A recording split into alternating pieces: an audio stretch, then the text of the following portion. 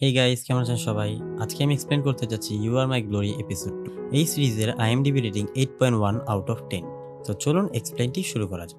Episode 2 শুরু হওয়ার পরে আমরা দেখতে পাই যে জিং এর সাথে ওই ছেলেগুলোর ভালো বন্ধুত্ব হয়ে যায়। তারপরে তারা সবাই একসাথে গেম খেলতো, আর জিং এখন আগের থেকে গেম খেলাতে অনেকটাই ভালো হয়ে গিয়েছিল।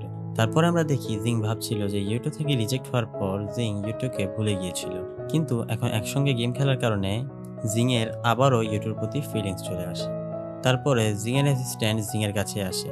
তারপর জিং তার ফোনটা দিয়ে তাকে বলে যে গেমের সব থেকে ভালো স্কিনগুলো যেন সে কেনে। তারপরে জিং একটা শুটে ছিল।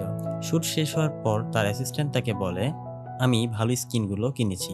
তা দেখে জিং অনেকটা খুশি হয়ে, আর তার অ্যাসিস্ট্যান্ট তাকে বলে তোমার একদিনে 3জন ফ্রেন্ড হয়েছে এই গেমে, আর অনেকেই তোমাকে রিকোয়েস্ট সেন্ড করেছে।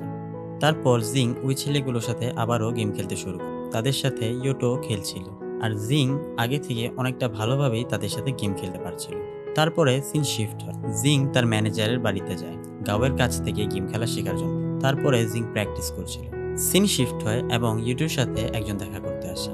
আসলে ইয়োটো তার জব থেকে রিজাইন নেবে ভাবছে, তাই ওই লোকটা ইয়োটোকে বলে জব থেকে তুমি যদি রিজাইন নাও তাহলে তুমি আমার সাথে কাজ করতে পারো। তারপর আমরা জিংকে দেখতে পাই।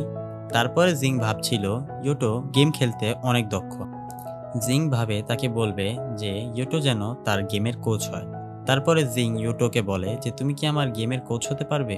তখন ইয়োটো না করে দেয়। সে জানায় যে কোনো সময় সে গেম খেলা ছেড়ে দিতে পারে। তারপরে জিং ইয়োটোকে অনেকবার রিকোয়েস্ট করার পর ইয়োটো রাজি হয়। আর এখানেই এপিসোড 2 শেষ হয়। তো এই ছিল আজকের ভিডিওটি ভালো লাগলে লাইক, কমেন্ট, শেয়ার এবং সাবস্ক্রাইব করতে ভুলবেন না। Thanks for watching.